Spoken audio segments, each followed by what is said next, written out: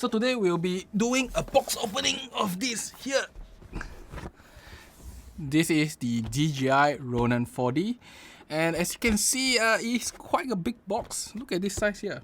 I'll lower my table a little bit so that we can do a bit better. Yes, this is the Ronin 4D, and this is something that I purchased because I love doing videos these days. And I sold a few of my other cameras away. So today we'll do a box opening of this camera here.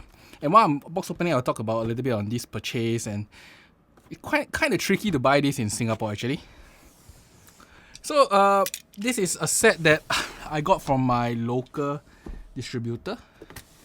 So this is unlike the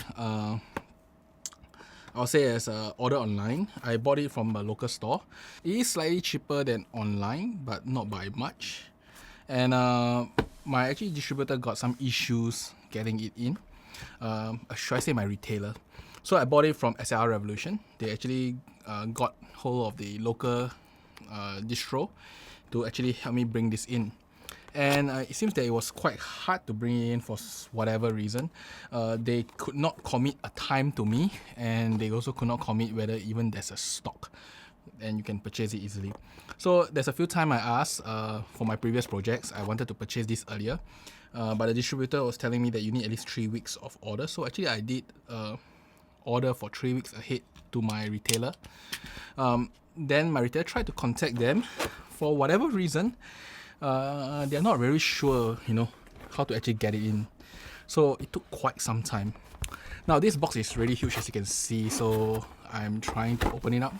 Now from what I remember, that there is some manual, which probably don't care too much about. And then here is the box itself. It's quite a big box. Give me a moment.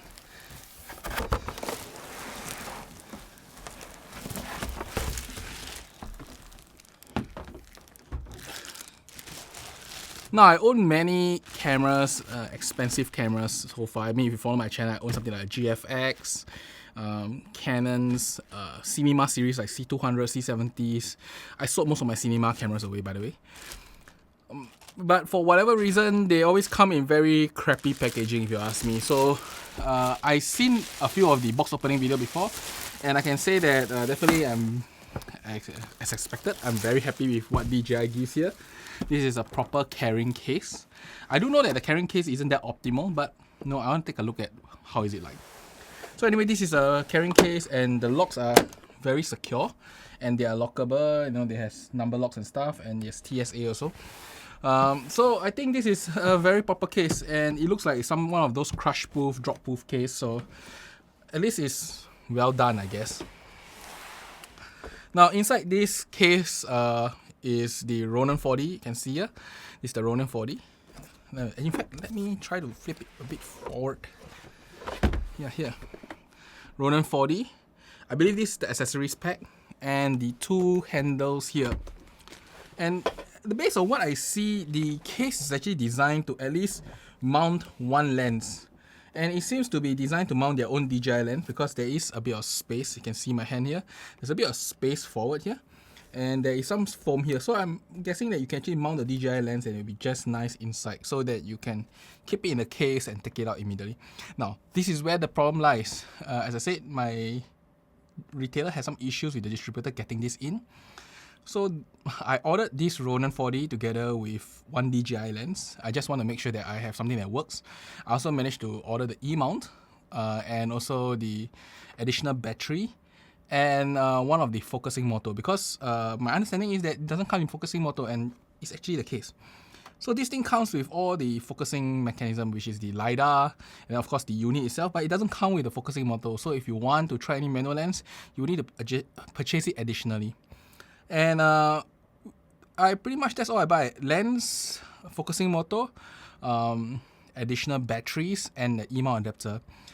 But sadly, the distributor say that they got the model, the main camera in, but they could not get any of the accessories in. So now what I have is a very big and heavy paperweight, at least for the next 2 weeks. Well, we'll see what we can do about it. But yeah, I'm waiting for my lens, which is a 35mm. I got the 35mm DJI lens and the 24mm DJI lens, and also I got an E-mount. And if you follow my channel, I do have quite a bit of E-mount lens. I got 20, 35, 85 DGDN, 50 GM, and I also have a macro lens. So hopefully when the E-mount adapter comes in, it works perfectly on this and I don't have to worry. And I will use the DJI lens when I want something lighter and of course more reliable, because based on what I've seen online, it seems that with the DJI lens, it will work perfectly just straight out of the box. And also with this case, it seems that I only can put a DJI lens inside. If I was to put something else, I probably have to abandon the case. Well, it's a nice case, so let's take a look at the unit itself. Now the nice thing is that DJI fully assembled this. So this is obviously a fully assembled unit, and I believe this looks like the hand straps, which I won't take off now. Yeah, hand straps. And then this is the battery unit. This is the one that I also ordered extra, TB50 I believe. I will deal with it later. There's a monitor, it's all attached properly. And then the two handles, left and right handles.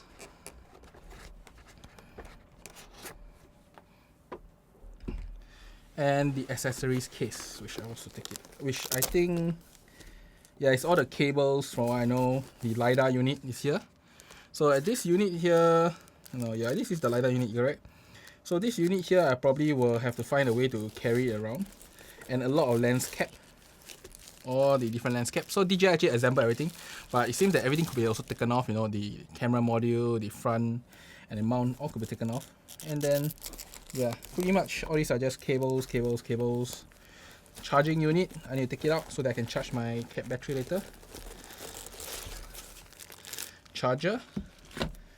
And yeah, they give a lot of charging cable. I mean, DJI must be worried that you cannot charge your camera for whatever reason.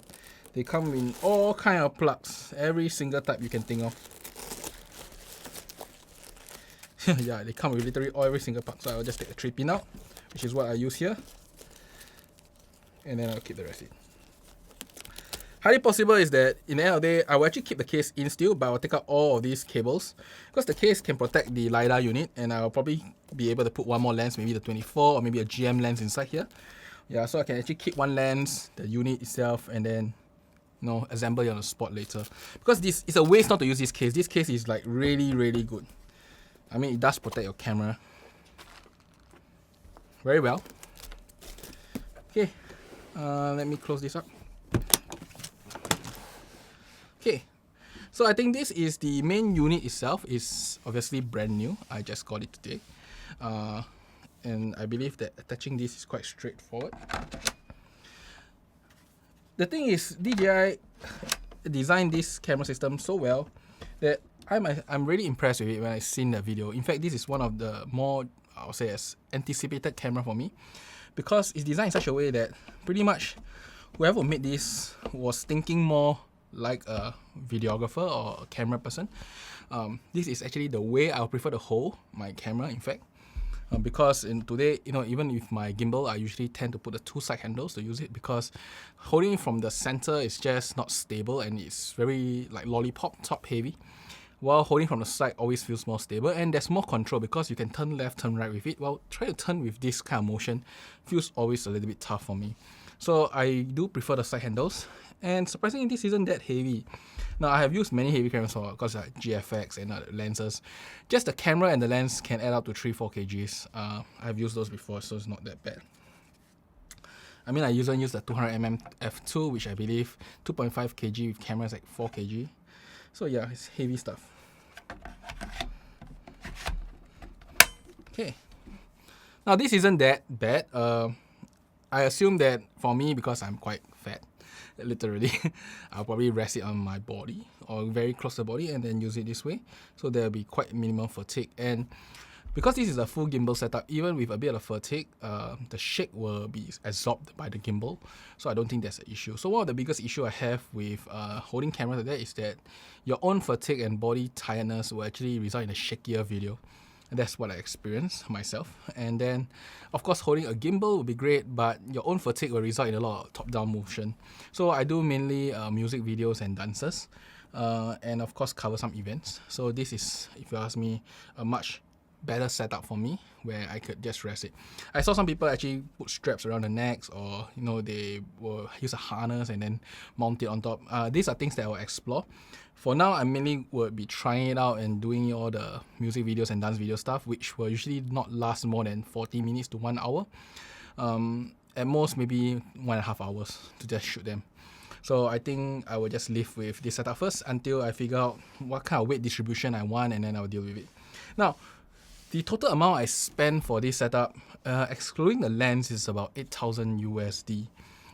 If I was to include the lens, then there'll be about 10K, because I will have two lenses, 24 and 35. If you are purchasing it yourself, you'll probably want to also buy like things like wireless units and stuff. For me, because ProRes RAW has already been removed, there is no ProRes RAW, so I will just live with ProRes HQ 422, and as such, CF Express will do the job, and I have a 512 CF Express to just get the job done.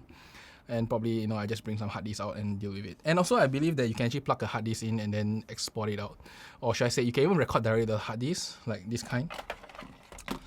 Probably have to find a way to attach it and then just plug it in, and I believe that it does record properly. So I think that I don't really need to worry about storage. I don't think I'll be buying the Pro SSD unless they reinstate ProRes HQ RAW. If they reinstate ProRes HQ RAW, I will definitely use it. 422 wise, 444 I believe. 444 XQ, not looking forward to that. It's going to be really big, and you don't get the advantage of RAW, which is really the white balance portion of things.